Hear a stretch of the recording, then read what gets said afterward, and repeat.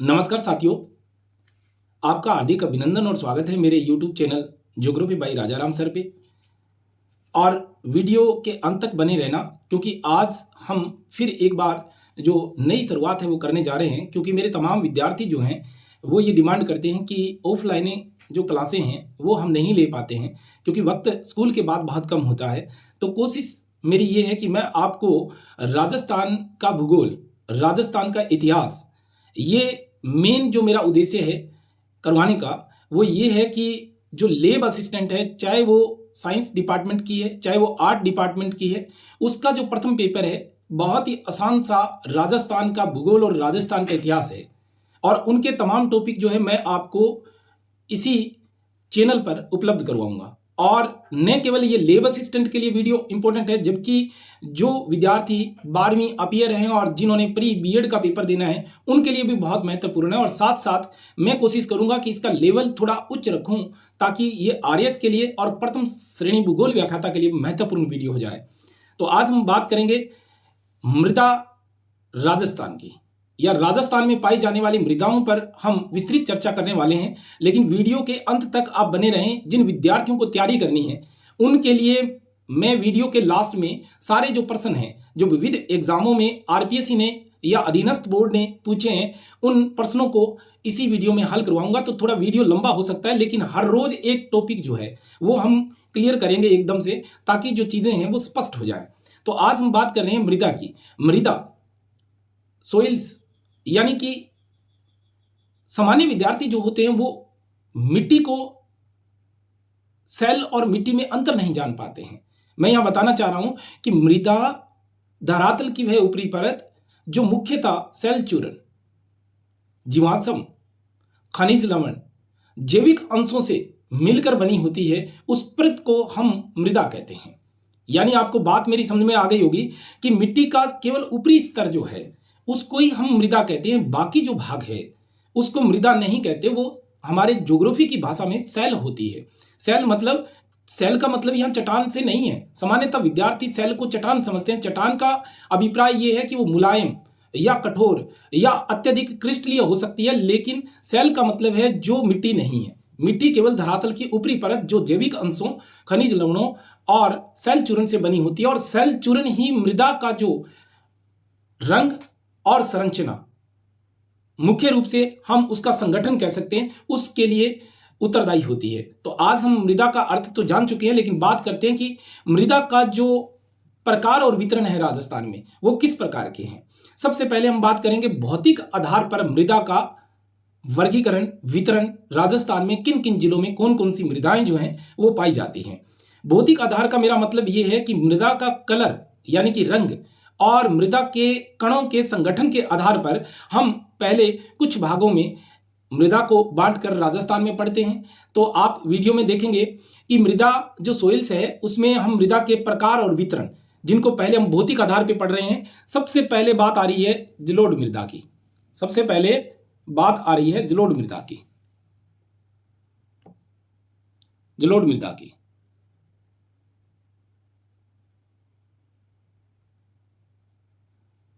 मृदा के वितरण में जलोढ़ मृदा की हम बात कर रहे हैं। तो जलोढ़ मृदा में आप देखेंगे कि जल के साथ लुढ़कर आई हुई मृदा को ही हम जलोढ़ मृदा कहते हैं। इसको एककटिबंधीय मृदा कह सकते हैं। दोबारा ध्यान दें, इसको एककटिबंधीय मृदा कह सकते हैं। सिर्फ ये शब्दों का जाल है जिसे हमें समझना है। जलोढ़ मृदा जल के साथ लुढ़कर आई हुई उन मृदाओं को कहते हैं जो 3 प्रकार से डिवाइडेड है। यानी एककटिबंधीय मृदा का अभिप्राय यह है कि वह मिट्टी जो जहां पर बिछी हुई है वो वहां पर उत्पन्न न होकर कहीं और से स्थानांतरित हुई है, इसको एककटिबंधीय मृदा कहते हैं। जैसे कटिबंधीय मृदाएं वो होगी कि जिस कटिबंध में उसकी मूल उत्पत्ति वाली चट्टान है उसी भाग में वह मृदा बिछी हुई है। जैसे लाल मृदाएं, काली मृदाएं। काली मृदा एक ऐसी मृदा है जिसका उदाहरण अगर मैं लूं तो बेस्ट होगा, क्योंकि यह कटिबंधीय मृदा है। जहां पर बेसाल्ट की चट्टानें हैं वहीं पर ये काली मृदाएं पाई जाती है। जहां ग्रेनाइट की चट्टानें हैं वहां पर लाल मृदाएं पाई जाती हैं। यह मुख्यतः कटिबंधीय मृदा है, कि इसका मतलब वो निर्मित अपने मूल चट्टानों से हुई और वहीं पर बिछी हुई है, तो उसको हम कटिबंधीय कहते हैं। और अकटिबंधीय मृदाएं जो बाहर से आई है, ये वायु से आ सकती है या फिर ये जो है जल के साथ आ सकती है। तो बात हम जलोढ़ की कर रहे हैं, तो जलोढ़ सबसे उपजाऊ मिट्टी है, सबसे उपजाऊ मिट्टी है। इसमें पर्याप्त मात्रा में जो है वो जैविक अंश और नाइट्रोजन की जो मात्रा है थोड़ी कम होती है, लेकिन उत्पादन की दृष्टि से काफी उर्वरक होती है। तो ज्यादातर इसमें रासायनिक उर्वरकों को डालने की जरूरत नहीं होती। तो जलोढ़ मृदाएं 3 प्रकार की होती है। कितने प्रकार की? 3 प्रकार की होती है। आप वीडियो के साथ साथ जो बातें मैं बोलने जा रहा हूं उनको थोड़ा नोट्स भी बना लेना, ताकि आपको किसी तरह की कोई समस्या ना आए। तो जलोढ़ मृदाएं 3 प्रकार की, पहली कांपीय, दूसरी कछारी और तीसरी जलोढ़, या मैं उनको दोमट कह सकता हूं। तो जलोढ़ में 3 टाइप हुए, पहला कांपीय, दूसरा कछारी और तीसरा जो है दोमट। दोमट को लोम मिट्टी भी कहा जाता है, लोमी मिट्टी या लोम मिट्टी भी कहा जाता है। तो यहाँ कांपीय जो मिट्टी होती है वो हर साल नदियां अपने बाढ़ के मैदानों में बिछाती है, जिनको हम नवीनतम जलोढ़ कह सकते हैं। या नवीनतम जलोढ़ जो मिट्टियां हैं उनको हम सामान्यतः खादर कह सकते हैं। खादर भागों में ये मिट्टियां पाई जाती है, लेकिन बांगर भागों में जो मिट्टियां पाई जाती है उनको कछारी मिट्टियां कहते हैं। ये भी पर्याप्त उपजाऊ होती है, ये भी पर्याप्त उपजाऊ होती है, लेकिन तुलनात्मक दृष्टि से कछारी जो कांपीय मृदाएं होती हैं उनसे कम होती है, कम उत्पादक होती है। इसके बाद बात आती है दोमट मिट्टी की। दोमट सामान्यतः एक अलग प्रक्रिया से बनी हुई मिट्टी है। कांपीय और कछारी तो जल के साथ किसी और स्थान से लुढ़क आई है, जैसे हिमालय की जो मिट्टियां हैं गंगा के मैदान में बिछी हुई हैं, या फिर हिमालय की जो मिट्टियां हैं वो कुछ हद तक राजस्थान में भी पहुंची है नदियों के माध्यम से, लेकिन नदियां या नहरें जो हैं उनसे ये मिट्टियां नहीं आती। हिमालय की मिट्टी हमारे जो मुख्यतः गग्गर की नदी है उस गग्गर के पेटे में जो मिट्टियां बिछी हुई हैं उन मिट्टियों को हम कांपीय, जो नदी के पेटे में है उनको कांपीय, और जो पेटे से बाहर है उसको हम कछारी कहते हैं। लेकिन दोमट मिट्टी सामान्यतः सिंचाई करने से और बार बार बुआई, बार बार सिंचाई से सनी घर्षण की प्रक्रिया द्वारा निर्मित होती है। वो थोड़ी मृतका मिट्टी जो होती है, या जिसको मैं कहूँ कि क्ले जो मृदाएं होती है वो उनमें मिक्सअप हो जाती है, या जैविक अंशों की मात्रा के कारण ऐसा हो जाता है कि वो थोड़ी मुलायम और बुरबुरी, और इसके अलावा उनके कण बारीक हो जाते हैं और जल ग्रहण करने की क्षमता बढ़ जाती है। जैसे पश्चिमी मरुस्थल में IGNP के आने के बाद जितनी भी मृदाएं निर्मित हुई वो मृदाएं जो थी वो अब दोमट मिट्टी में कन्वर्ट हो चुकी है। तो सनी घर्षण का मतलब होता है अपने ही कणों का दूसरे कणों के साथ रगड़क खाने से, घर्षण होने से, या आपस में टकराने से टूटकर कणों का बारीक हो जाना। तो इस मरुस्थलीय मिट्टी को दोमट मिट्टी में बदलने का काम किया था IGNP ने। अब अगली जो मिट्टी आती है लाल पीली मिट्टी आती है। लाल पीली जो है वो सामान्यतः राजस्थान के दक्षिणी भागों में पाई जाती है, जहां ग्रेनाइट चट्टानों का रंग जो है लाल है, और लाल मिट्टी में सामान्यतः लौह तत्व की प्रधानता पाई जाती है, और इसी वजह से उसका रंग जो होता है वो लाल होता है। अब लाल लोमी मिट्टी जो कॉलेज व्याख्याता एग्जाम 2016 में, और इसके अलावा मेरे अनुभव में ये 20 से 25 बार ये प्रश्न जो है रिपीट हो चुका है। लाल लोमी का मतलब है, लोम शब्द का मतलब होता है चिकनी, या फिर मैं दोमट कह सकता हूं कि ऐसी दोमट मिट्टी जिसमें चिकनाहट पाई जाती हो और इसमें भी जल धारण करने की क्षमता गजब की होती है। लेकिन लाल शब्द इस्तेमाल करते हैं तो ये लौह तत्व की प्रधानता को व्यक्त करता है। तो ये दक्षिणी राजस्थान में डूंगरपुर बांसवाड़ा क्षेत्रों में पर्याप्त तौर पर पाई जाती है, और इस मिट्टी में ज्वार वर्ग का जो उत्पादन है वो पर्याप्त मात्रा में किया जा सकता है। ज्वार वर्ग के पादपों का, जिनमें हम ले सकते हैं मक्का है, ज्वार है, चावल है, या अन्य इस तरह के जो पादप हैं उनको पर्याप्त मात्रा में इस मिट्टी में उत्पादित किया जा सकता है। बाजरा भी पर्याप्त मात्रा में लाल मिट्टी में उत्पादित किया जा सकता है, लेकिन बाजरे का जो किसानों को लाभ कम होने के कारण इतनी उपजाऊ मिट्टी में वो फसल बोते हैं जिसमें अधिकतम उनको लाभ हो। तो अब अगली हम मिट्टी बात कर रहे हैं, संगठन के आधार पर मिट्टियों की बात कर रहे हैं हम। अब बात आती है लाल काली मृदा। लाल काली मृदा सामान्यतः उन बेल्ट में है, उन क्षेत्रों में है राजस्थान में जहां पर दक्षिणी पूर्वी जो पठारी भाग है, क्रिटिशियस युग में दरारी उद्गारों के कारण वहां पर बेसाल्ट की चट्टानें हैं। लेकिन वहीं अरावली जो है उसका दक्षिणी जो पूर्वी भाग है अरावली का, डूंगरपुर, बांसवाड़ा, चित्तौड़गढ़, इन क्षेत्रों के बीच के जो भाग हैं वहां पर ये मिश्रित मृदाएं पाई जाती है, कहीं काली कहीं लाल। अब इसमें मैं जिले अगर लूं तो जैसे चित्तौड़गढ़ है, कोटा है, झालावाड़ है, या इसके अलावा डूंगरपुर बांसवाड़ा है, या उदयपुर है, इनके अंदर भी ये जो लाल काली मृदा है, या सवाई माधोपुर है उसमें भी इस तरह की मिट्टियां पाई जाती है। तो मुख्यतः लाल काली जो मृदा है वो भी काफी उपजाऊ मृदा होती है, जो दक्षिणी पश्चिमी जो अरावली और जो हमारा दक्षिणी पूर्वी पठारी भाग है उनमें ये कहीं कहीं मिश्रित रूप से पाई जाती है। अब बात आती है रेगुर मिट्टी। स्थानीय भाषा में हम इसको रेगुर कहते हैं। इसके कई नाम हैं। कपास मृदा के नाम से भी इसको जानते हैं, कपास की मिट्टी के नाम से इसको जानते हैं, या फिर इसको बढ़िया फसल की मिट्टी भी कहते हैं, क्योंकि बढ़िया फसल कपास को कहते हैं। सवत जुताई वाली मिट्टी भी कहते हैं। ये बहुत बार आया है।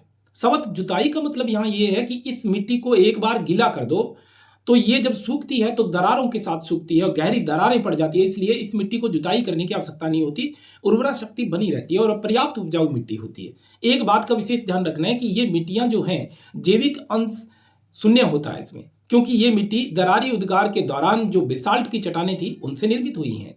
अब जब इनसे निर्मित हुई हैं तो निश्चित तौर से आप ये समझ लें कि आग से पैदा होने वाली चट्टानों में जैविक अंश नहीं होते। इनका रंग मध्यम काला, राजस्थान की बात कर रहा हूं, मध्यम काला और स्लेटी कलर का है, या मैं राख जैसा रंग जो है इसका कह सकता हूं। गिल्ली होने पर यह काली हो जाती है और एक बार अगर ये भीग जाए तो 40 दिन तक जो है ये नमी धारण करके रख सकती है, यानी कि गजब की नमी धारण करने की क्षमता है। और ये दक्षिणी पूर्वी आर्द्र प्रदेशों में इस तरह की मिट्टी पाई जाती है, जिसमें मैं अगर नाम लूँ तो कोटा है, बारां है, झालावाड़ है, बूंदी है, या थोड़ा बहुत सवाई माधोपुर है, थोड़ा बहुत भरतपुर में भी ये काली मृदाएं पाई जाती है जहां बेसाल्ट की चट्टानें हैं या फिर नदियों द्वारा, चंबल द्वारा वहां पर स्थानांतरित कर दी गई है।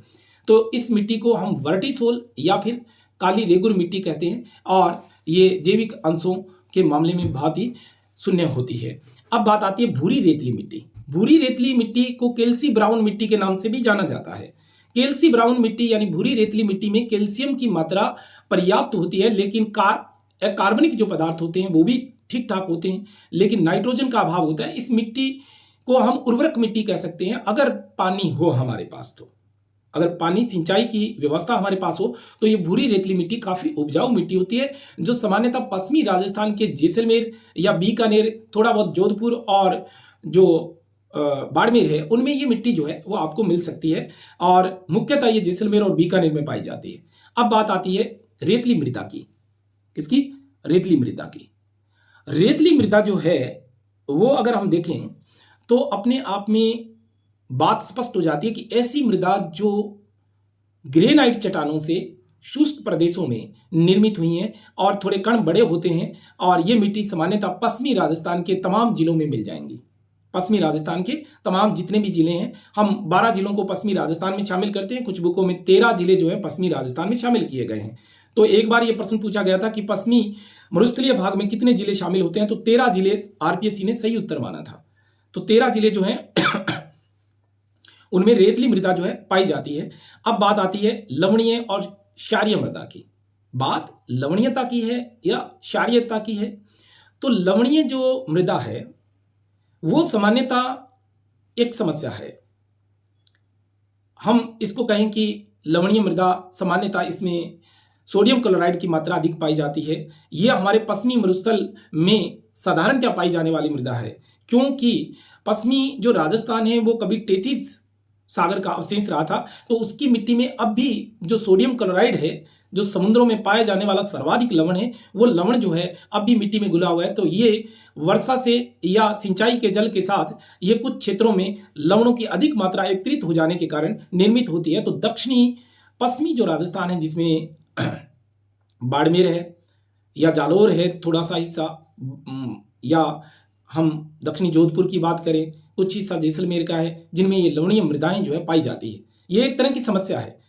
और अक्षारीय मृदाएं, ये अक्षारीय मृदाएं जो होती हैं वो अत्यधिक सिंचाई के कारण निर्मित होती है। अब आईजीएनपी का बेल्ट है जहां अत्यधिक पानी खड़ा रहता है या अत्यधिक सिंचाई होती है, या ज्यादातर भूमिगत जो जल है उससे सिंचाई करने से भूमि जो है वो अक्षारीय हो जाती है। साथियों, ये बड़ा इंपॉर्टेंट मुद्दा है, लवणीय और अक्षारीयता। इसका मतलब क्या है कि हम किस मिट्टी को लवणीय कहें, किसको अक्षारीय कहें। तो पीएच मान के आधार पर जो मिट्टियां होती हैं उनको हम लवणीय या अक्षारीय मृदा कह सकते हैं। तो आप इस चीज को नोट कर सकते हैं कि वे मृदाएं जिनका पीएच मान जो 6 से कम हो उनको हम लवणीय कहेंगे, जिनका पीएच मान 6 से कम हो, और जिनका पीएच मान 8 से अधिक हो उनको हम अक्षारीय मृदा कहेंगे। सामान्यतः पीएच मान 7 वाली जो मृदाएं होती हैं वो उदासीन मृदाएं होती हैं, या तटस्थ मृदा उसको कह सकते हैं। तो 7 पीएच मान, या फिर ये तो उदासीन हुआ। 6 से निम्न वाली जो है वो लवणीय है। जैसे जैसे एक की तरफ ये पीएच मान बढ़ेगा, लवणीयता बढ़ती जाएगी। और क्षारीयता 8 से ऊपर अगर पीएच मान निकलता है तो उसको हम कहेंगे क्षारीय मृदा। ये प्रश्न कई बार जो आरपीएस है उसने पूछा है। एक बार आईएएस में पूछा हुआ प्रश्न है कि पौधों के लिए सबसे उत्तम किस्म की पीएच मान वाली मृदा होनी चाहिए। तो पीएच मान पौधों के विकास के लिए 6 से 7.5 पीएच मान हो तो वहां पर फसलों को उत्पादित करने के लिए सबसे अनुकूलतम पीएच मान है ये। 6 से 7.5 के बीच जो पादप है वो अधिक डेवलप हो पाते हैं। तो साथियों, ये तो बात थी हमारे भौतिक आधार पर मृदा का संगठन और उनके रंग के आधार पर या कणों के बनावट के आधार पर ये हमारा प्रकार था। वीडियो में बने रहना, क्योंकि मैं आज ये जो टॉपिक है वो पूरी तरह से आपको करवा दूं, ताकि ये बारी बारी जो है आने वाले जो प्रश्न है वो आपके जो है चूके नहीं। एक शब्द और इस्तेमाल पश्चिमी राजस्थान में किया जाता है, सोलन चक्र मृदा। ये कई बार जो होता है कि एग्जामों में पूछ लिया जाता है जो किसी किताबों में नहीं है, इसलिए मैं वो आरपीएससी द्वारा पूछे गए जो प्रश्न है उन प्रश्नों को बारी बारी दोहरा के और आपको इस टॉपिक को पूरा कंप्लीट करने वाला हूं। तो सोलन चक्र का मतलब होता है कि लवण युक्त मृदा। लवण युक्त का मतलब है जहां नमक सर्वाधिक मात्रा में पाया जाता है। जैसे जितनी भी हमारे पश्चिमी राजस्थान की झीलें हैं, लवणीय झीलें, पंचपदरा है, या फिर सांबर है, या फिर लूण कंसर है, या कावोद है, ये झीलें जो हैं, इन झीलों के आसपास का जो इलाका है उन इलाकाओं में जो पाया जाता है सोलन चक्र मृदा पाई जाती है, जो कि लवणीय मृदा होती है। अब अगली बात हम करने वाले हैं राजस्थान में। ये प्रश्न जो है महत्वपूर्ण है, जो बहुत बार आरपीएससी के जितने भी एग्जाम हुए हैं जिनमें ये प्रश्न पूछे गए हैं उनके ऊपर हम जिक्र करने वाले हैं। सबसे बड़ी बात है, हम पढ़ेंगे साइरोजेक्स रेवेरिना मिट्टियां। ये आरपीएससी द्वारा पूछने के आसार बहुत ज्यादा हैं, क्योंकि इनके अपवाद नहीं है। अपवाद का मतलब है कि अगर आप जलोढ़ मृदा कहो तो कहीं ना कहीं किसी न किसी भाग में पश्चिमी राजस्थान को छोड़कर पूर्वी राजस्थान के किसी न किसी जिले में थोड़ी बहुत वो पाई जाएगी, इसीलिए अपवाद का विषय हो जाता है। या फिर कुछ ऐसी मृदाएं हैं जो विशेष किसी जिले विशेष से संबंधित हैं, तो उनको ज्यादा आरपीएससी पूछती है। तो बात हम कर रहे हैं साइरोजेक्स और रेवेरिना। यह गंगानगर में नाली बेल्ट में पाई जाने वाली मिट्टी है। साइरोजेक्स का मतलब होता है कांपीय मिट्टी, जो नाली के पेटे के नीचे विस्तृत हर साल नदी द्वारा की जाती है या बिछाई जाती है। हर साल वह भाग जो कि गग्गर नदी में बाढ़ आने से डूब जाता है, जिसको हम खादर कहें, उनमें साइरोजेक्स प्रकार की मिट्टियां पाई जाती है। फिर बात आती है रेवेरिना। रेवेरिना ये गग्गर बेल्ट का ही क्षेत्र है, जिनमें अब जो पुराना जलोढ़ हुआ करते थे उन पुराने जलोढ़ों को हम बांगर प्रदेश कह सकते हैं। तो बांगर जितने भी है जिनमें आज जो है गग्गर का पानी नहीं पहुंचता, तो उनको हम कहते हैं रेवेरिना मिट्टियां। सिर्फ गंगानगर में है दोनों प्रकार की मिट्टी। जिप्सीफेरस, ये साइरोजेक्स रेवेरिना, ये मिट्टियां जो है अन्य जितने भी हैं राजस्थान से संबंधित एग्जाम हैं, चाहे वो जेआरएस है या फिर अभियांत्रिकी विभाग के पूछे गए प्रश्न है, उनमें ये पूछा गया है। जिप्सीफेरस जो है वो एक विशेष प्रकार की मिट्टी है जो बीकानेर में पाई जाती है। जैसे कि नाम से पता लगता है, जिप्सम और लोहे तत्वों की प्रधानता वाली ये मिट्टी केवल कहां पाई जाती है? ये बीकानेर में पाई जाती है। और ये प्रश्न अभी कॉलेज व्याख्याता एग्जाम में 3 बार रिपीट हुआ है, 2 बार 20 और 21 में, यानी कि प्री पेपर में और मेन में भी, यानी भूगोल के मेन पेपर में भी ये हुआ। तो 3 बार ये प्रश्न जो है रिपीट हुआ। इससे पूर्व कई बार ये जो प्रश्न है वो रिपीट हो चुका है। जिप्सीफेरस बीकानेर में। नवीनतम भूरी जो मृदा है, नवीनतम भूरी, ये प्रश्न भी बहुत बार पुलिस में, वनपाल रक्षक में या फिर अन्य जो आंगनवाड़ी सुपरवाइजर पेपर रहे हैं उनमें बारी बारी रिपीट हुआ है। नवीन भूरी मृदा जो है बनास बेसिन में पाई जाती है। बनास बेसिन में नवीन का मतलब है नई, और भूरी मृदा का मतलब यहां लिया गया है रंग इसका भूरा है, लेकिन यह दोमट प्रकार की मृदा है। तो कई बार इसको भूरी दोमट मृदा भी कहते हैं। तो आप अपने नोट्स में ये बात लिख लें कि भूरी दोमट मृदा भी इसको कह देते हैं। भीलवाड़ा और अजमेर के क्षेत्रों में यह मुख्यतः पाई जाती है, या बनास बेसिन में भूरी दोमट मिट्टी पाई जाती है। बात स्पष्ट हो गई होगी। ये अब तक हम भौतिक आधार पर ही ये विशेष प्रकार की जो मिट्टियां हैं वो पढ़ रहे हैं। अब बात आ रही है राजस्थान का मानचित्र। तो मानचित्र तो मैं यहाँ स्क्रीन पे आपको नहीं करवा पाऊंगा, लेकिन फिर भी आप जो है अपने पास जो एक रेखा चित्र बना लें, उनके अंदर जो है आप इनको फिलअप करते जाएं। मैं आपको पर्याप्त टाइम दे रहा हूं। पर्वतीय मृदा, ये अभी कई एग्जामों में पूछा जा चुका है। यानी कि मौलिक या नवीन मौलिक मृदा नहीं है। ये बात समझ में शायद नहीं आई होगी, शब्द बड़ा थोड़ा अलग प्रकार का है। पर्वतीय मृदा का मतलब है कि कंकड़ पत्थरों वाली वो मिट्टी जो मौलिक मृदा नहीं है, या मैं यूं कह सकता हूं कि नवीन मौलिक मृदा नहीं है।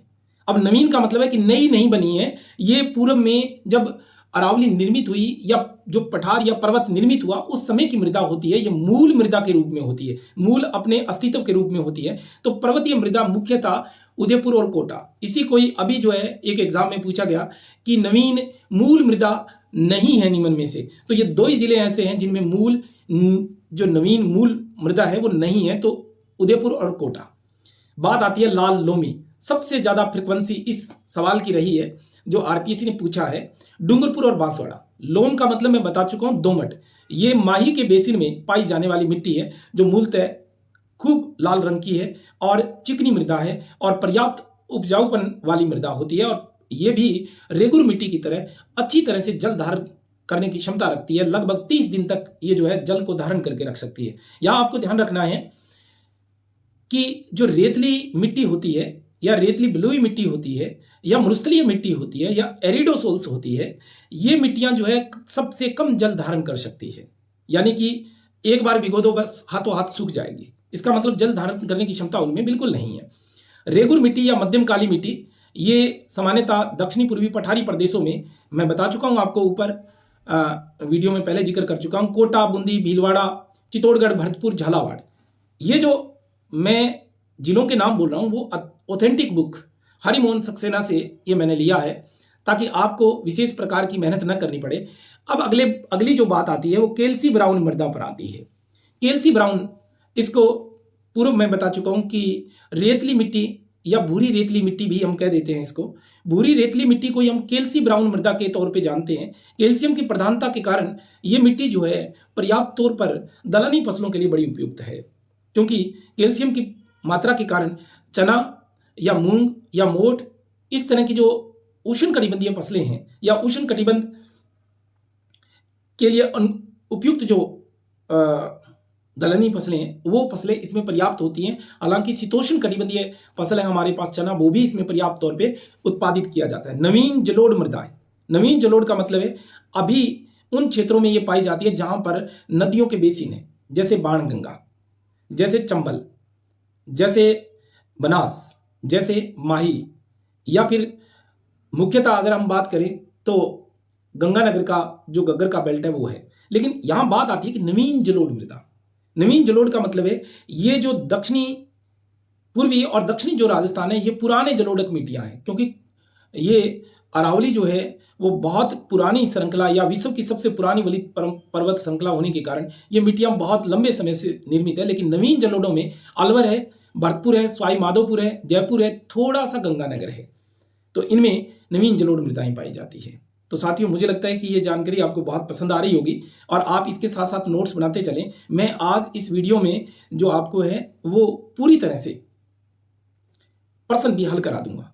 और मैं इस वीडियो में ये जानना चाह रहा हूं कि अगर ये इस तरह का पैटर्न अगर आपको पसंद आता है तो बोर्ड पर पढ़ाने या डिजिटल बोर्ड पर पढ़ाने की जरूरत नहीं है, क्योंकि आपके सामने स्क्रीन जो है वो साफ दिख रहा है। क्योंकि आपके तमाम सवाल रहते हैं कि सर आपने जो मार्कर है वो ठीक नहीं ले रखा, या हमें दिखाई नहीं देता, या जो वीडियो है उसको बहुत ज़्यादा कंप्रेस्ड कर दिया है तो इसकी वजह से दिखाई नहीं दे रहा। तो इसमें आपको देखने में कोई प्रॉब्लम नहीं होगी।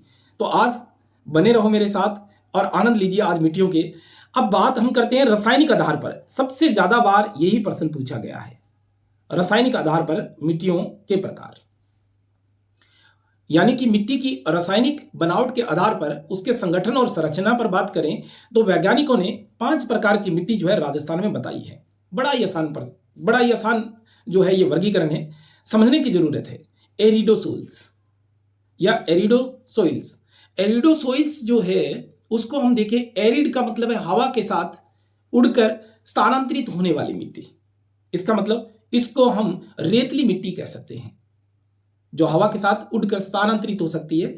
तो शुष्क रेतले इलाकों में, या मैं यूं कह सकता हूं कि एरिडोसोल्स पश्चिमी राजस्थान के तमाम जिलों में मिल जाएंगे, जिनमें मुख्यतः जो है वो जैसलमेर या बाड़मेर, जोधपुर, बीकानेर, दक्षिणी जो गंगानगर है, उनमें ये मिट्टी जो है वो ज्यादा पाई जाती है। अब बात आती है इंसेप्टिसोल्स। इंसेप्टिसोल्स को बहुत हद तक हम जलोढ़ मृदा कह सकते हैं। ये सबसे उपजाऊ मृदा है और ये रीट के एग्जामों में और सब तरह के जो एग्जाम्स हैं उनमें बहुत बार पूछी जा चुकी है कि भारत में पाई जाने वाली, 2016 की रीट में पूछा गया, भारत में पाई जाने वाली सबसे बड़ा वर्ग मिट्टी का कौन सा है, तो इंसेप्टिसोल्स, और ये सबसे ज्यादा उपजाऊ होती है। तो इंसेप्टिसोल्स मुख्यतः जो मृदा है वो जयपुर, भरतपुर, सवाई माधोपुर या धौलपुर के इलाकों में, थोड़ा गंगानगर में, या फिर हम बात कर सकते हैं इंसेप्टिसोल्स की पाली, सिरोही, जहाँ पर जवाई और सुकड़ी ये नदियाँ जहाँ विस्तृत है वहाँ पर, और इसके अलावा थोड़ा जो भाग है वो राजसमंद में और भीलवाड़ा में भी इंसेप्टिसोल्स मृदाएं पाई जाती हैं। अब बात आती है वर्टिसोल्स की। इससे प्रश्न पर्याप्त तौर पे बनेंगे, क्योंकि कई एग्जामों में जो पूछा गया है, पाली सिरोही को पूछा गया है इंसेप्टिसोल्स में, तो वर्टिसोल्स जो है वो अपने आप में एक विशेष प्रकार की मृदा है, जिसको मैं मृत्तिका या क्ले मृदा कह सकता हूं। बात समझ में आ गई होगी। मृत्तिका या क्ले मृदा का मतलब होता है कि ऐसी मृदाएं जिनके कणों का व्यास बहुत सूक्ष्म होता है, यानी मैं यूं कह सकता हूं 1/256, यानी कि 1/256 mm से भी कणों का आकार छोटा हो, अगर इसको आंख में भी भर लें तो पता न चले, इस तरह के कण जो है वो इस मिट्टी के पाए जाते हैं। तो वर्टिसोल जो है वो सामान्यतः दक्षिणी पूर्वी पठारी प्रदेश में, जिसमें बारां, कोटा, झालावाड़ और थोड़ा सा बूंदी में और सवाई माधोपुर में और स्थानांतरित चंबल के साथ हुई जो भरतपुर में ये जो मृदा है वो पाई जाती है। तो वर्टिसोल मुख्य रूप से कोटा, बूंदी, सवाई माधोपुर और झालावाड़ में पाई जाती है। अब बात आती है एल्फी और एंटीसोल्स की। एरिडोसोल समझ में आ गई होगी कि जो स्थानांतरित मृदा है रेत के साथ चलने वाली। अब बात आती है एल्फीसोल्स। इसको थोड़ा आराम से समझे, क्योंकि किताबों में ये बात जो है स्पष्ट नहीं हो पाती। एल्फीसोल्स और एंटीसोल्स मुख्यतः एक ही तरह की मृदाएं हैं, लेकिन एल्फीसोल्स आर्द्र प्रदेशों की मृदा है। इसकी आर्द्र प्रदेशों की मृदा है।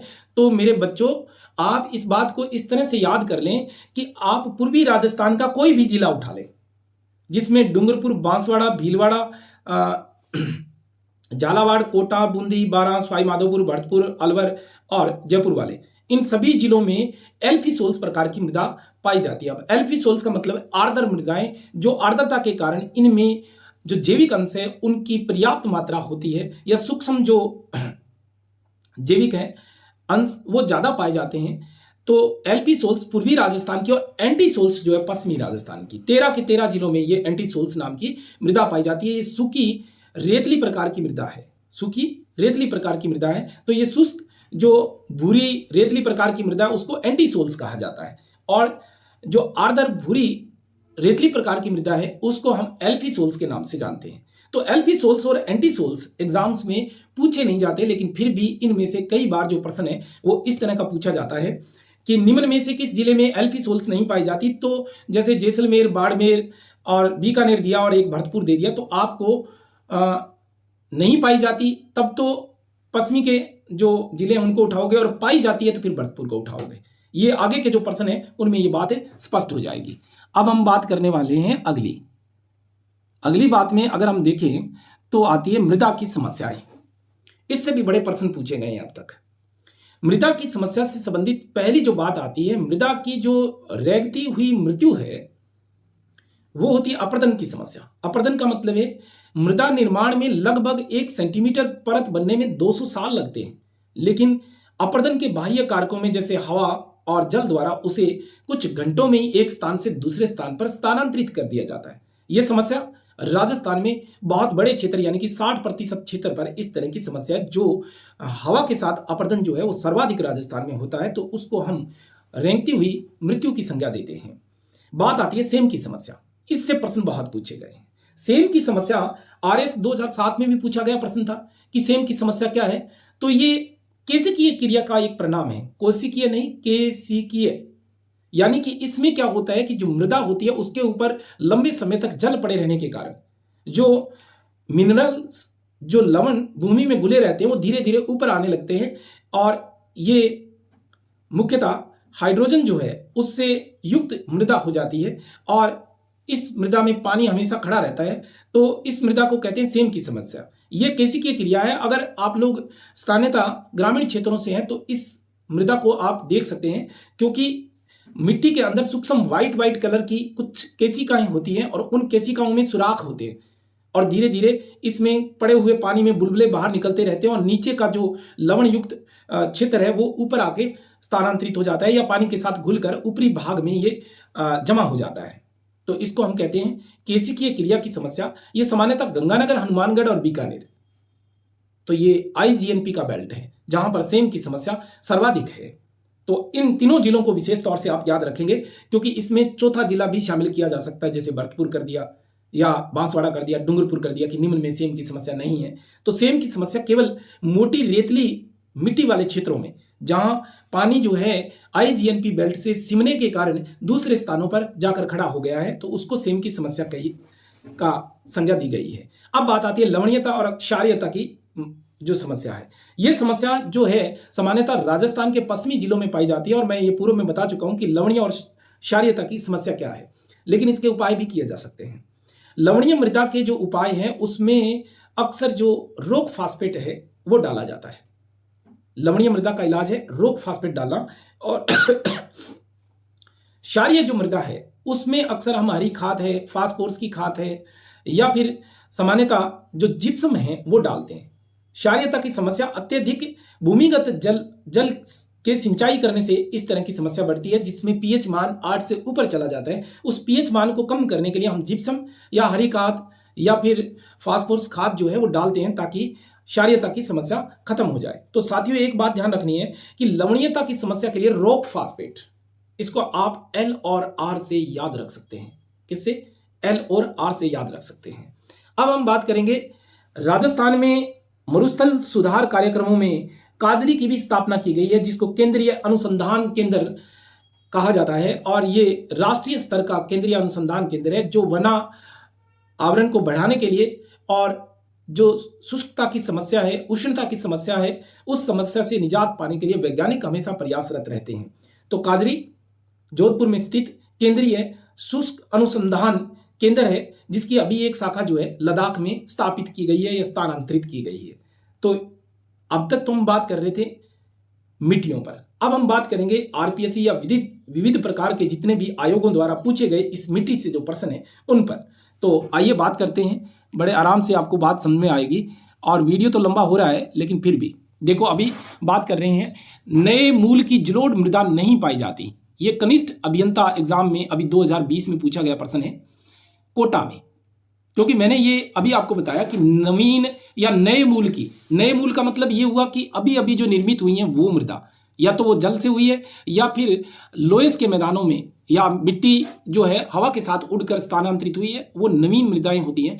लेकिन ये नए मूल की नहीं है। कहाँ? उदयपुर और कोटा में। तो इसका उत्तर कोटा आएगा, उदयपुर तो ऑप्शन में होगा नहीं। अब है पहाड़ी मृदाएं कहाँ पाई जाती है? पर्वतीय मृदा केवल राजस्थान में 2 ही जिलों में। इंपॉर्टेंट प्रश्न है, ये भी 2020 में पूछा गया है, उदयपुर और कोटा में, जहां पर जो है पर्वतीय या पहाड़ी मृदाएं पाई जाती है। अगला प्रश्न है कि किस प्रदेश में एल्फी सोल्स जो है वो मृदा मिलती है? अब देखो एल्फी सोल्स मैंने बताया पूर्वी राजस्थान में, तो पूर्वी राजस्थान का कोई भी जिला उठा लो, उन जिलों में एल्फी सोल्स जो है वो पाई जाएगी। तो इसमें कोई एक ऐसा ऑप्शन हो सकता है जो पश्चिमी राजस्थान का जिला हो, वहां एंटी सोल्स मृदा पाई जाती है। तो जयपुर, अलवर, दौसा, भरतपुर, सवाई माधोपुर, डूंगरपुर, बांसवाड़ा, झालावाड़, कोटा, बूंदी, इन सभी में क्या पाई जाती है? एल्फी सोल्स। और पश्चिमी राजस्थान के 13 जिलों में एंटी सोल्स जो मृदा है वो पाई जाती है। अब अगली जो बात आती है वो देखिए प्रश्न, राजस्थान के किस जिले में जो जलोढ़ मृदा पाई जाती है? तो जलोढ़ मृदा में हम सवाई माधोपुर, भरतपुर या फिर जयपुर का नाम लेते हैं, अलवर का नाम लेते हैं। तो इसमें जो भी ऑप्शन ठीक होगा तो वो आप उत्तर में दे सकते हैं। अगला प्रश्न है निम्न में से कौन सा एक उपाय जो है मृदा संरक्षण का नहीं है? तो वृक्षारोपण से तो हम कटाव को रोक सकते हैं, फसलों की हेराफेरी करना, फसल चक्रण को अपनाना भी अपने आप में मृदा का रक्षण है। अत्यधिक जलापूर्ति ये नहीं है, और एनीकट निर्माण भी एक तरह से बांध बनाना बाढ़ वाले क्षेत्रों में, तो उसको भी हम कह सकते हैं कि ये मृदा संरक्षण की टेक्निक है। अब बात हम कर रहे हैं काली मृदा पाई जाती है, ये भी अभी 2020 में पूछा गया प्रश्न है। 12, झालावाड़, कोटा, बूंदी, 4 जिले तो काली मृदा वाले हैं। इसको रेगुर के नाम से भी कई बार पूछा गया और अधिकांश बार जो नवीनतम आरपीएससी के पेपर हैं उनमें ये जो प्रश्न है वो वर्टिसोल्स के नाम से पूछा गया है। बहुत बार रिपीट हुआ है, सबसे ज़्यादा बार फ्रिक्वेंसी इसी प्रश्न की रहती है। तो आप जो है वो इन 4 जिलों को पक्की तरह से याद करके रखें कि वर्टिसोल्स जो है वो काली रेगुर मृदा के लिए इस्तेमाल हुआ है, जो क्ले या मृतिका प्रकार की मिट्टी होती है, या स्थानीय भाषा में हम उसको चिकनी या पंजाबी भाषा में गाचनी मिट्टी कहते हैं। अब गाचनी का मतलब सफेद से नहीं है, वो काली भी हो सकती है। रंग इसका मूल अपने सेल चूर्ण से आएगा। अगली बात आती है कि निम्नलिखित युग्मों में वह कौन सा जिला युग्म है जहां लाल और पीली मृदा पाई जाती है। तो मैंने आपको बताया था कि अलवर भरतपुर में जलोढ़ मृदा है, अजमेर भीलवाड़ा में भूरी दोमट मृदा है, और 12 टोंक में जो है वो मुख्यतः काली मृदा है, और जोधपुर पाली के अंदर जो है वो मुख्यतः आपको रेतली मृदा मिलेगी। तो यहां पूछा गया आपसे लाल पीली मृदा, तो लाल मृदा का मुख्य गढ़ जो है वो अजमेर है, यानी अजमेर, और इसके अलावा पाली और कुछ थोड़ा सा हिस्सा भीलवाड़ा का है। तो यहाँ पाली और अजमेर ज़्यादा होता तो ज़्यादा प्रासंगिक था, लेकिन भीलवाड़ा भी इसमें शामिल है। तो लाल मृदा का मुख्य गढ़ जो है सामान्यतः यहाँ जो ग्रेनाइट की चट्टानों के कारण मध्य अरावली जो भाग है उसमें लाल मृदाएं पाई जाती है, जहाँ सर्वाधिक ज्वार पैदा की जा सकती है।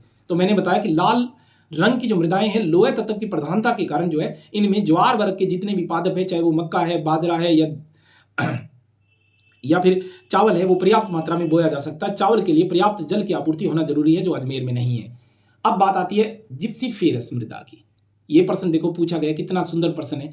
ये अभी आयुर्वेद विभाग में भी पूछा गया, कॉलेज व्याख्याता में 3 बार जो है वो रिपीट हुआ। जिप्सीफेरस ये बीकानेर की मृदा और एकमात्र बीकानेर में ही पाई जाती है। अगला है मिश्रित लाल काली मृदाएं कहाँ पाई जाती है, तो ये मैंने बता दिया आपको प्रश्न। तो इसमें से कोई भी ऑप्शन जो है वो आप चुन सकते हैं, क्योंकि ये सारे ऑप्शन बाहर के हैं। इसमें डूंगरपुर बांसवाड़ा ठीक ऑप्शन है, वरना हम चित्तौड़गढ़, डूंगरपुर बांसवाड़ा, भीलवाड़ा और थोड़ा हिस्सा टोक का भी हम इसमें शामिल कर सकते हैं, लेकिन इसमें इस तरह के ऑप्शन है ही नहीं। तो पाली सिरोही में तो जलोढ़ मृदा है, डूंगरपुर बांसवाड़ा में लाल लोमी व मिश्रित काली और लाल मृदा भी है, अजमेर नागौर में जो है वो लाल मृदाएं पाई जाती है, काली मृदा नहीं है यहाँ। तो बात समझ में आ गई होगी। ये प्रश्न भी अभी 2020 में पूछा गया है आरपीएससी द्वारा। अब अगला प्रश्न देखें, राजस्थान में कौन से क्षेत्र में एंटीसोल समूह की मृदाएं पाई जाती है, तो पश्चिमी राजस्थान का कोई भी जिला, इसमें लिखा हुआ भी है, भाग दे दिए इस बार। पश्चिमी राजस्थान में इस तरह की मृदा पाई जाती है। अगला जो प्रश्न है उसको आप देखें कि राजस्थान के सिरोही और पाली जिलों में कौन से प्रकार की प्रधान मृदाएं मिलती हैं। तो पाली और सिरोही जिलों में मैं बता चुका हूं कि जवाई वाला जो क्षेत्र है, जवाई, सुकड़ी, लीलड़ी, मीठड़ी, ये नदियां जो है, इन नदियों के बेसिन में जो मुख्यतः पाली और सिरोही का जो क्षेत्र है उसमें अगर हम बात करें तो इंसेप्टिसोल्स यानी जलोढ़ प्रकार की मृदा है। अब यहां ध्यान में आ गया होगा कि जलोढ़ को ही इंसेप्टिसोल्स कहा गया है। तो राजस्थान में इंसेप्टिसोल्स जो है, इन ऑप्शनों के आधार पर अगर हम बात करें तो आती है इंसेप्टिसोल्स मृदा। अब अगली बात आती है, राजस्थान के किस जिले में लाल मिट्टी मिलती है, लाल मिट्टी। तो इसमें देखिए ऑप्शन के तौर पर डूंगरपुर बांसवाड़ा आना चाहिए था, या फिर अजमेर आ सकता है। तो बांसवाड़ा इसका सही उत्तर है। डूंगरपुर बांसवाड़ा में अधिकांश पाई जाती है। ये कॉलेज व्याख्याता एग्जाम में भी पूछा गया और 2020 जो है पशु चिकित्सा अधिकारी में भी पूछा गया है। लाल लोमी मिट्टी या लाल दोमट मिट्टी, डूंगरपुर बांसवाड़ा, ये बहुत बार रिपीट हुआ। कम से कम मैं ये मानता हूं कि 20-25 बार तो मैंने एग्जामों में इसको रिपीट होते हुए देखा है। अगला आता है, अगला जो ये देखो कितना सुंदर, जो मैं बात कर रहा था सोलन चौक की। सोलन चौक जो मृदाएं होती है वो लवणीय मृदा होती है, और ये पंचपदरा, सांबर है, डीडवाना है, लून कंसर है, इनमें पाई जाती है। अब अगली बात आती है, राजस्थान में कौन सी मृदा जो है सर्वाधिक उपजाऊ प्रकार की मृदा है। आपको दिख रहा है, मैं समझ चाहता हूं कि लाइट जो है वो चली गई है, कोई बात नहीं, चेहरा दिखना जरूरी नहीं है, प्रश्न दिखने बहुत जरूरी है। तो राजस्थान में कौन सा सर्वाधिक उपजाऊ वाला प्रकार है, तो जलोढ़ मृदा। अगर जलोढ़ मृदा में आपसे ऑप्शन में पूछ लिया जाए कि कछारी, कांपिया और दोमट, तो कछारी मृदा को पहले आप सिलेक्ट करोगे। कछारी मृदा सर्वाधिक, उसके बाद सर्वाधिक जो उत्पादन वाली मृदा है वो कांपीय मृदा है, उसके बाद जो आता है कछारी का नंबर आता है, और फिर उसके बाद जो आता है वो आता है दोमट मृदा का। पाली, नागौर, अजमेर जिलों में किस प्रकार की मृदा पाई जाती है? तो वह धूसर, भूरी, ग्रे, जलोढ़ मीडिया, है ना। अब बात आती है राजस्थान के जो हाड़ौती क्षेत्र है या फिर मुख्यतः दक्षिणी पूर्वी पठारी भाग है, उसमें वर्टिसोल्स पाई जाती है। 4 जिले हैं। ये प्रश्न बारी बारी रिपीट होने वाला प्रश्न है। सामान्यतः एंटीसोल्स और एल्पिसोल्स के बारे में जो है ना प्रश्न बहुत कम किया जाता है, लेकिन इनके बारे में लाल चिकनी बलुई मिट्टी या लाल लोमी मिट्टी, फिर वही डूंगरपुर, बांसवाड़ा, इसमें उदयपुर ऑप्शन है। अब ऑप्शन पे डिपेंड करेगा कि आप इनमें से पकड़ोगे किसको, क्योंकि उदयपुर में भी कहीं कहीं जो है लाल लोमी मिट्टी पाई जाती है, लेकिन सामान्यतः ये बांसवाड़ा और डूंगरपुर माही के बेसिन में है। तो उदयपुर का थोड़ा सा जो हिस्सा है वो माही बेसिन का हिस्सा है, जिसमें जो सोम जो नदी है वो उदयपुर से निकलती है, तो सोम वाला जो क्षेत्र है उसमें लाल मिट्टी पाई जाती है। एंटीसोल्स शुष्क पश्चिमी मरुस्थल में लगभग सभी जिलों में इस प्रकार की मृदा पाई जाती है, जो मैं बारी बारी आपको बता चुका हूं। ये आरएस में भी पूछा गया बारी बारी। इसके अंदर समस्त एग्जामों का बायोडाटा देना बहुत मुश्किल है, लेकिन आप समझे कि किस पर्सन की फ्रीक्वेंसी रही है वो मैं आपको बोलकर बता रहा हूं। अब बात अगली आती है कि एल्पिसोल्स पूर्वी राजस्थान का कोई भी जिला उठाए। देखो प्रश्न देखो कितना गजब का। आर्थिक अन्वेषण विभाग 2019 में पूछा गया ये प्रश्न है। राजस्थान में एल्पिसोल्स मृदा निम्न प्रकार में कहां से पाई जाती है, कहां पाई जाती है? तो इसमें पूर्वी राजस्थान के जिलों के साथ एक पश्चिमी राजस्थान का जिला दिया हुआ है। अब चूरू, जयपुर, हनुमानगढ़, करौली। अब करौली है, हनुमानगढ़ है, चूरू है, वहां तो एंटीसोल्स मृदा पाई जाती है, तो एल्पिसोल्स फिर कहां होगी? जयपुर अपने आप हो जाएगा। या इसका उल्टा भी हो सकता है कि एंटीसोल्स कहां है, तो 3 जिले जो है पश्चिमी राजस्थान के हैं और एक जो है वो पूर्वी राजस्थान का दे दिया कि इसमें नहीं पाई जाती है, तो वो आप इसको अच्छी तरह से समझ सकते हो। लिथोसोल्स का मतलब होता है, लिथ का मतलब होता है चट्टान और सोल्स का मतलब हुआ मिट्टियां, तो लिथोसोल्स का मतलब चट्टानी मृदा। ये तो अर्थ पूछा इन्होंने, तो पर्वतीय मृदा उदयपुर और कोटा में पाई जाती है। अभी ये प्रश्न जब हम क्षारीयता की बात कर रहे थे तब ये मैंने डिस्कस किया था कि निम्नलिखित में से कौन सी पीएच प्रास यानी कि पीएच मान वाली जो मृदाएं हैं वो क्षारीय मृदा की सूचक होती है। तो 8 पीएच मान जिनका है उनकी जो मुख्य रूप से उनको हम अक्षारीय और 6 से नीचे पीएच मान वाली को हम लवणीय मृदा कहते हैं। अब अगला प्रश्न है, राजस्थान में कछारी मृदा कौन से जिलों में पाई जाती है? कछारी का मतलब समझ गए होंगे, पुरानी जलोढ़ मिट्टियां या जो बांगर होते हैं पुराने, जो अब वहां पर बाढ़ का पानी नहीं पहुंचता है, उनको हम कछारी मृदा कहते हैं। तो दौसा है, धौलपुर है, कोटा है, सवाई माधोपुर है, जहां नदियां हैं, और हम ये गंगानगर का भी नाम इसमें ले सकते हैं कि कछारी मृदा यहाँ, क्योंकि कछारी पुराने नदियों द्वारा बिछाई गई मृदाएं हैं। अब अगली बात आती है, राजस्थान में मृदा की लवणीय और क्षारीयता की समस्या कहां पाई जाती है? तो भाई पश्चिमी राजस्थान में पाई जाती है। कहां पर? पश्चिमी राजस्थान में। मुख्यतः लवणीयता की जो समस्या है वो पाली और जालौर जिलों में और बाड़मेर के दक्षिणी भागों में और नागौर में भी इसकी समस्या पाई जाती है, जहां मिट्टी के अंदर फ्लोराइड और कैल्शियम की मात्रा ज्यादा है या फिर सोडियम क्लोराइड की मात्रा ज्यादा है, जो कि समुद्री लवणों में सर्वाधिक पाया जाने वाला तत्व है। उसकी अगर मात्रा ज्यादा है तो फिर लवणीय जो मृदा है वो पाई जाएगी। अगला प्रश्न है 24वां, उसको आप देखोगे कि राजस्थान के किस जिले में अवनालिका अपर्दन की समस्या है? तो साथियों इसको आप समझो बीएड भूमि या बेडलैंड टोपोग्राफी, या इसको हम उत्खात भूमि कहते हैं। कुछ जो विज्ञान वर्ग के विद्यार्थी हैं उनके लिए मैं ये बता दूं कि उत्खात का मतलब होता है कि वर्षा जल से नालियां पड़ने से उबड़ खाबड़ भूमि का हो जाना। इसको अंग्रेजी भाषा में हम बेडलैंड टोपोग्राफी के नाम से जानते हैं। यह सामान्यतः चंबल बेसिन में पाई जाती है, तो इसको बीएड भूमि कह सकते हैं। यह प्रश्न भी कई बार आया है। बीएड भूमि सर्वाधिक सवाई माधोपुर में है, ये बात नोट करने वाली। सर्वाधिक सवाई माधोपुर में, भरतपुर में और चंबल का जो जहां जहां बेसिन है। अब कई जो विज्ञान वर्ग के विद्यार्थी हैं वो नहीं समझ रहे होंगे। बेसिन का मतलब जिस नदी का जहां तक अपवाह क्षेत्र होता है, जहां से वो जल ग्रहण करती है और विसर्जित करती है, वो सारा का सारा उसका बेसिन होता है। तो चंबल बेसिन में बीएड भूमि पाई जाती है, जो डाकुओं की शरण स्थली के तौर पर जानी जाती है, सर्वाधिक सवाई माधोपुर में। उसके बाद भरतपुर का नंबर आता है बीएड भूमियों में। उसके बाद हम बात कर रहे हैं अवनालिका अपर्दन की मुख्यतः समस्या होती है, तो इस ऑप्शन के आधार पे तो कोटा दे रखा है, कोटा दे रखा है, क्योंकि और हो सकता है कि ऑप्शन में ये नहीं रहे होंगे। रे, कल्लर, उस्सर, ये लवणीय मृदा के स्थानीय नाम हैं। रे, कल्लर, उस्सर, ये सामान्यतः अनुपजाऊ मृदा होती है। उत्पादन के मामले में बहुत कम जो उत्पादन है वो हो पाता है। ज्यादातर इसमें जो है वो पौधे जो है अंकुरित ही नहीं हो पाते। तो उस्सर या कलर या रे, या कई बार उत्तर भारत में इसको भूंड के नाम से भी जाना जाता है, भूंड के नाम से।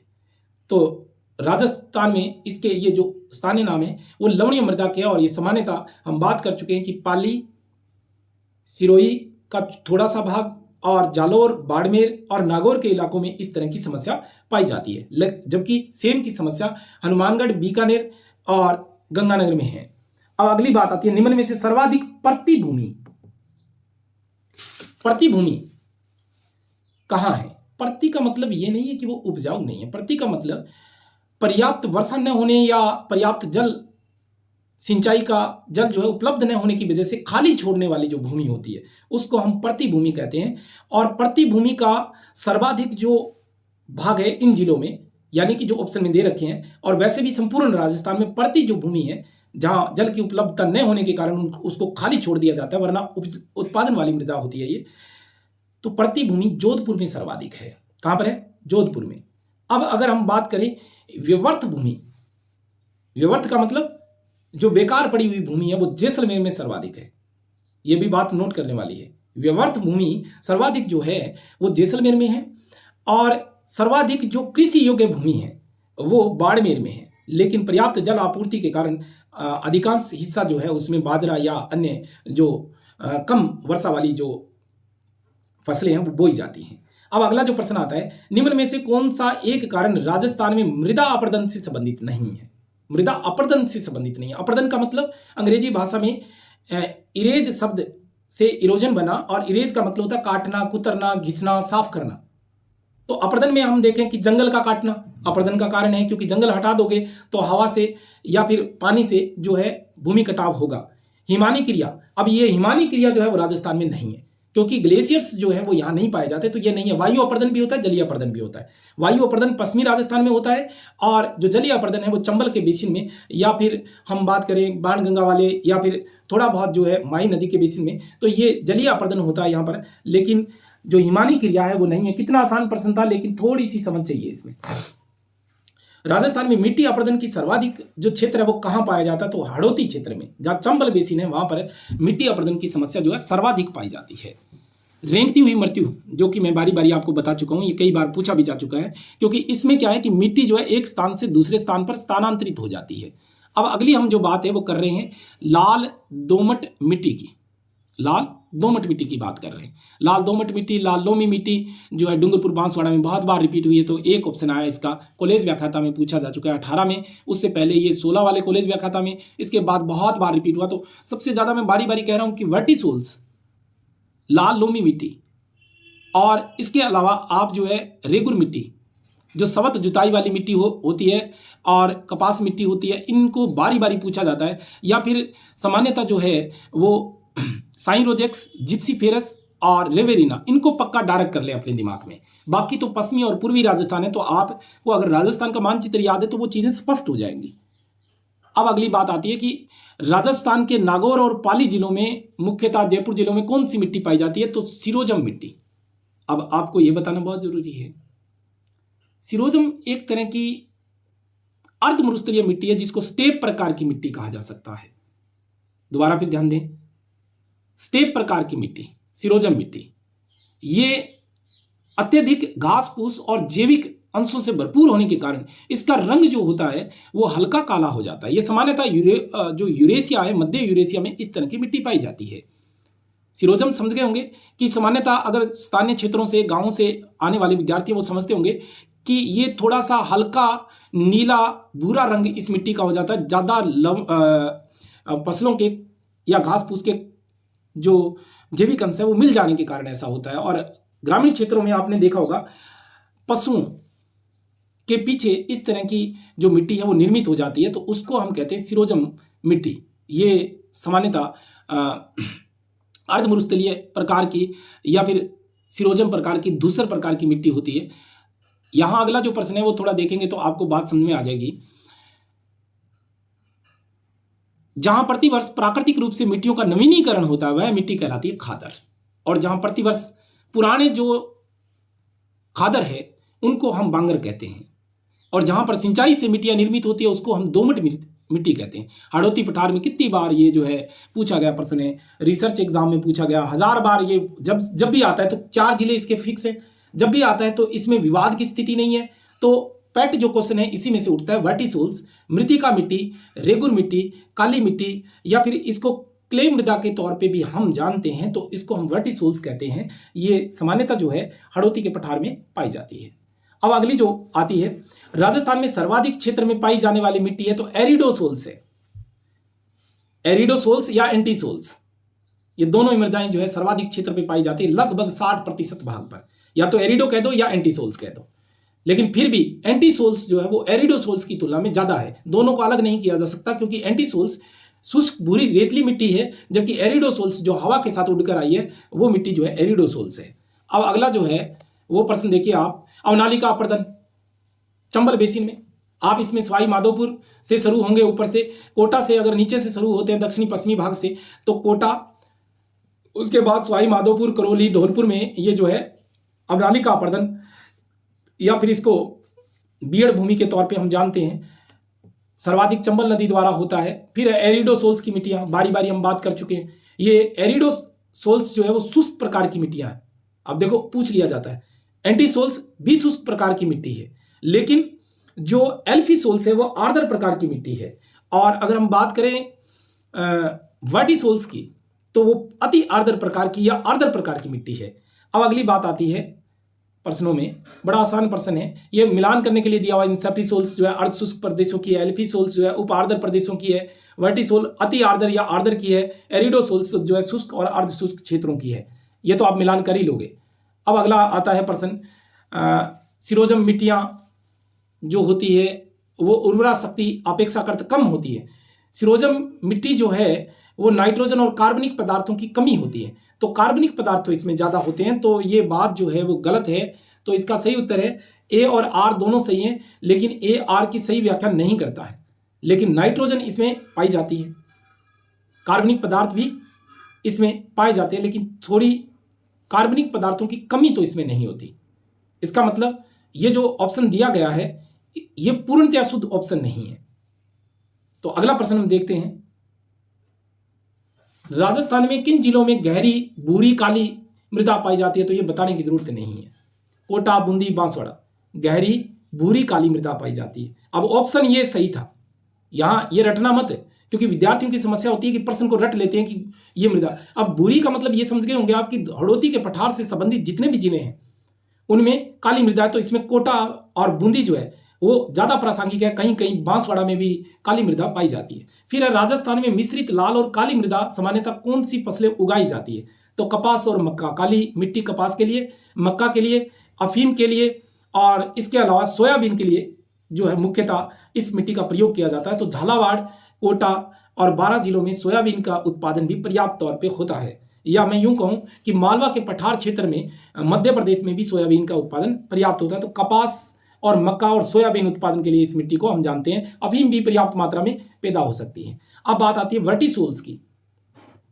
वर्टिसोल्स जो है अब बताने की जरूरत नहीं है, बारी बारी में बता चुका हूं, है ना। अब इसमें नहीं पाई जाती वाली ऑप्शन पकड़ा है धौलपुर और करौली, है ना। पाई जाती है तो कोटा, भरतपुर में भी थोड़ी बहुत है, लेकिन जहां कोटा आ गया वहां भरतपुर में अगर थोड़ी बहुत नहीं भी है, आपको जानकारी नहीं भी है, तो भी कोटा तो पक्का है ही। बांसवाड़ा, बूंदी पक्का ही है, धौलपुर, करौली नहीं है, झालावाड़, 12 पक्का ही है। तो आप समझ गए होंगे कि जो नहीं है उसको आपने पकड़ना है। अब इसके बाद बात आती है लीली, सिरमा, सुकली, राकड़ प्रकार है, ये मिट्टियों के प्रकार है। मेवाड़ में ये मिट्टियों के प्रकार है, और इन्हीं मिट्टियों के प्रकार पर ही जो है एक नदी जो सूकली या सूकड़ी जो नदी है उसका नाम रखा गया है। अब ये मिलान करने वाला 2016 में पूछा गया प्रश्न है, और मिलान शायद आप अपने आप कर लोगे, मैं यहाँ छोड़ देता हूँ इसको। उदयपुर, चित्तौड़गढ़ में कौन सी है? लाल काली मृदा भी पाई जाती है, और इसमें पर्वतीय मृदा दी हुई नहीं है, इसलिए ये ऑप्शन सही है। अलवर, सुमेलित नहीं है, ये पूछा गया है। तो गंगानगर, हनुमानगढ़ में भूरी बलुई मृदा जो है वो नहीं है, ये बात बिल्कुल ठीक है। यहाँ पर जो पाई जाती है वो पाई जाती है सामान्यतः रेवेरिना, साई रोजेक्स मिट्टियां और दोमट मिट्टियां यहाँ पाई जाती है, क्योंकि हनुमानगढ़ में भी अधिकांश हिस्सा सिंचाई वाला है, और गंगानगर का भी जो अधिकांश हिस्सा है वो सिंचाई वाला है, क्योंकि राजस्थान में गंगानगर सर्वाधिक सिंचाई वाला क्षेत्र है, तो यहाँ दोमट मिट्टी पाई जाती है। भूरी बलुई मिट्टी जो है वो मैं आपको बता चुका हूँ पूर्व में, पीछे जाके वीडियो में 2 बार जब सुनोगे तो ये बात स्पष्ट हो जाएगी। ये हमारे पास बहुत सारे प्रश्न हैं, लेकिन वीडियो बहुत लंबा हो रहा है। कोई बात नहीं, आप इत्मीनान से देखोगे तो एक टॉपिक कंप्लीट हो जाता है। पश्चिमी राजस्थान में सबसे अधिक विस्तृत क्षेत्रों में पाई जाने वाली मिट्टी रेतली मिट्टी है। उष्ण मिट्टी या भूमि किसे कहते हैं जो खारी और लवणीय हो? अभी बताया, रे कलर के नाम से। देखो, प्रश्न बाहर से कभी नहीं आते, प्रश्न वही है, बारी बारी प्रश्न का उत्तर, उत्तर का प्रश्न। लेकिन इन प्रश्नों के माध्यम से आपका ये टॉपिक पूरी तरह से क्लियर हो जाएगा। फिर है सिलिका सैंड या कांच बालू का जो मिट्टी है, उसको हम सिलिका सैंड के नाम से भी जानते हैं, जिससे कांच बनाया जाता है। यह सामान्यतः धौलपुर के और अलवर के इलाकों में आपको मिलती है। यह है राजस्थान में सर्वाधिक मात्रा में कौन सी मिट्टी? भूरी बलुई मिट्टी, दोमट मिट्टी। जल में किस की अधिकता से मिट्टी क्षारीय हो जाती है? सोडियम क्लोराइड की मात्रा। यह सर्वाधिक समुद्री लवणों में पाया जाने वाला तत्व है। इसके बाद है राजस्थान में बेकार भूमि, मैंने बताया व्यर्थ या बेकार भूमि जैसलमेर में, जो मैं बता चुका हूं। हाड़ौती पठार, एक ध्यान देना, प्रतिभूमि जो है वो तो जोधपुर में थी, दोबारा दोहरा रहा हूं। बेकार भूमि या व्यर्थ भूमि जो है वो जैसलमेर में है। और सर्वाधिक जो कृषिगत क्षेत्र है वो हमारे पास बाड़मेर में है। और सर्वाधिक सिंचाई जो है वो गंगानगर में होती है। और सबसे कम सिंचाई जो है राजस्थान में वो राजसमंद में होती है। ये बात आप नोट कर लेंगे, क्योंकि मैं इसके साथ बहुत सारे जो टॉपिक है वो आपको करवा दूंगा। हाड़ौती पठार में मध्यम काली मिट्टी, बारी बारी वही प्रश्न रिपीट हो रहे हैं। तो अब तक हमने 52 प्रश्नों पर बात की है। खारेपन या क्षारीयता की समस्या के लिए मैं बता चुका हूं, जिप्सम या फिर हरी खाद या फिर हम फास्फोरस खाद का भी इसमें इस्तेमाल कर सकते हैं। लेकिन पक्का पक्का जो पुलिस के एग्जाम है इनमें कई बार ये प्रश्न रिपीट हुआ है कि लवणीयता का क्या इलाज है? तो रॉक फास्फेट, LR से इसको याद रखना। LR से याद रखोगे तो रॉक फास्फेट केवल लवणीयता के इलाज के लिए है। ये मैं अगर कहूं कि क्षारीयता और लवणीयता एक तरह से मिट्टी को शुगर की समस्या है, और इनमें इलाज में इनका उल्टा किया जाता है। जब इंसान को शुगर हो जाती है तो अधिक शुगर होने पर मीठा बंद कर दिया जाता है, और अत्यधिक अगर हो जाए तो एक एट ए टाइम जो स्थानीय इलाज किया जाता है, नमक घोल के पिलाया जाता है। वैसा इसके साथ किया जाता है। यानी कि जिप्सम अपने आप में लवणीय है, लेकिन क्षारीयता में डालोगे तो वो उसका पीएच मान कम हो जाएगा। और रॉक फास्फेट अपने आप में जो है वो क्षारीय प्रकृति के, अगर वो लवणीयता में डालोगे तो उसका पीएच मान बढ़ जाएगा। बात समझ में आ गई आपको? तो ये है साथियों आज की मिट्टियों की क्लास, और आपको उम्मीद करता हूं पसंद आई होगी। और मैं चाहता हूं कि आप मुझे ये जरूर बताएं कि बोर्ड पे पढ़ाऊं या इस तरह से आपको पढ़ाऊं, इन दोनों में से कौन सा जो तरीका आपको बेस्ट लगा। और कई साथी ये कहते हैं कि सर आवाज जो है आप थोड़ा धीरे बोलते हो, तो देखो सभी को साथ लेके चलना पड़ेगा। अगर जो नए खिलाड़ी हैं उनके लिए अगर मैंने स्पीड पकड़ ली तो वो पीछे रह जाएंगे, और जो धुरंधर हैं वो अपने वीडियो की जो क्वालिटी है, आपके पास ऑप्शन है, आप उसका जो आवाज़ है उसको स्पीड में कर लें तो आप जल्दी कर पाओगे इस वीडियो को। तो आपको 1 घंटा नहीं बैठना पड़ेगा। लेकिन 1 घंटे के बिना नए खिलाड़ियों को ये टॉपिक क्लियर नहीं हो सकता था। तो मैं उम्मीद करता हूं कि आपको अगर ये वीडियो पसंद आए, ना आए तो छोड़ देना, पसंद आए तो जितने भी साथी आपके लेब असिस्टेंट की या फिर पुलिस की या फिर प्री बीएड के लिए या फिर कॉलेज व्याख्याता या स्कूल व्याख्याता या फिर जो रीट की तैयारी कर रहे हैं, उनके लिए ये वीडियो ज़रूर शेयर करें, ताकि मुझे मोटिवेशन मिले और मैं ये वीडियो जो है मेरे विद्यार्थियों के साथ साथ आपके लिए भी बनाता रहूं। धन्यवाद।